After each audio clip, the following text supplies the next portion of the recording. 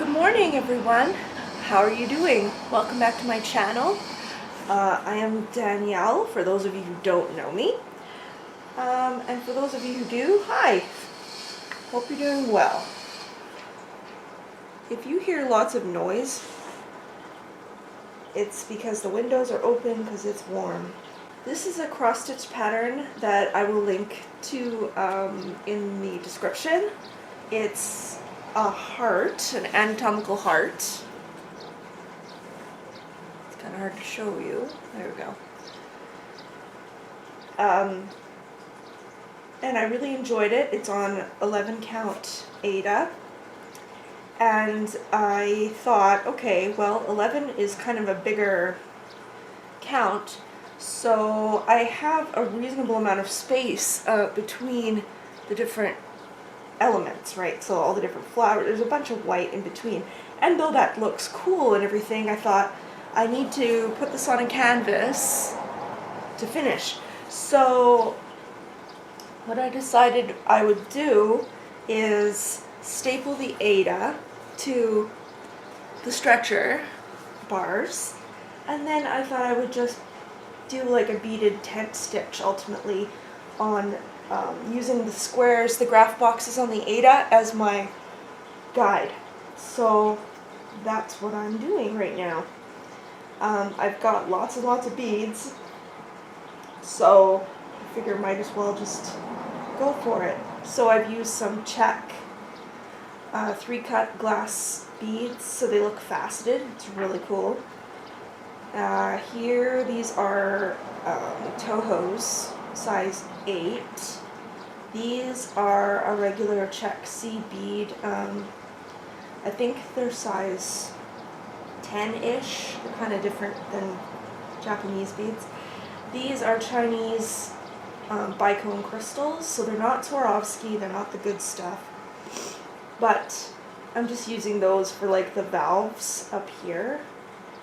So anyway, let's do this. Now I know that there's like a thing right now about beaded cross stitching. It's like a thing now. I thought of this before I started finding it on YouTube though, I swear.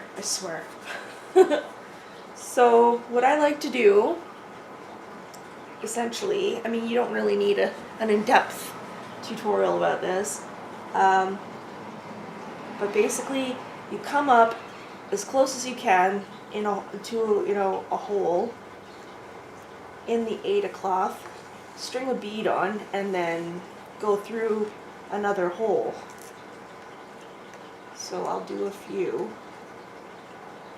and you'll see what I'm talking about. I'm using Nymo, size D weight, Nymo beading thread, because I don't like beading with cotton. It's too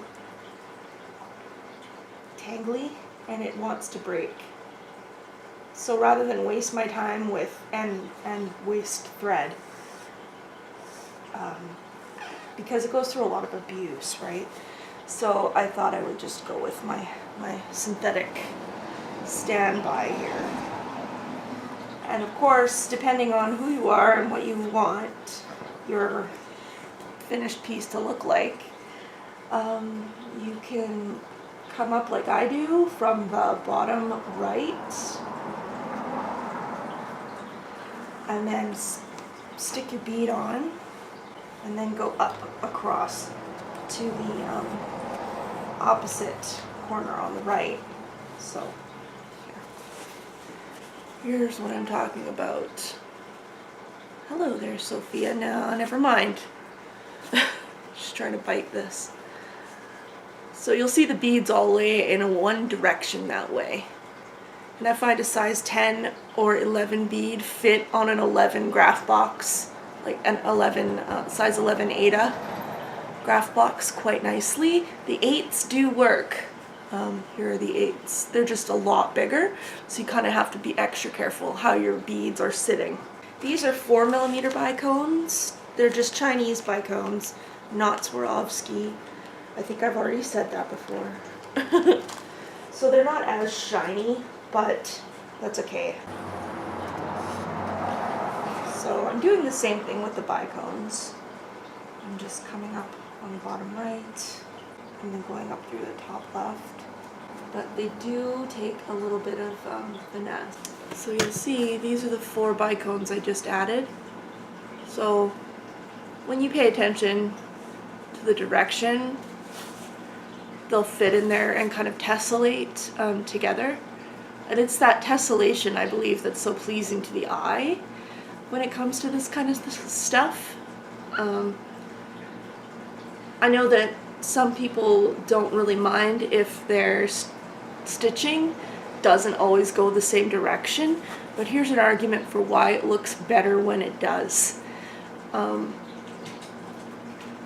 If you want your beads to kind of catch the light all in a uniform fashion, that's why you kind of want to do that. Obviously with thread it's not really, or floss it's not the same, but when you're doing something with like shine and a depth of shine like beads have, then you really want to make sure you're going in one direction. It doesn't matter which one, just as long as you are consistent with one direction. And I promise when the picture frame gets made and all of that, you'll see this lovely piece again.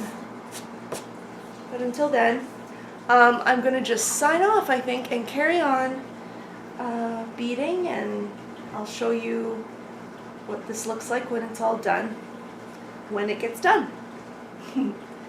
Thanks for watching, everyone. Hope you're having a really good Stitch Mania. I know I've been super busy, so I hope you're enjoying it, and hopefully the weather is picking up and is nice and comfortable where you are. And I will see you in the next video.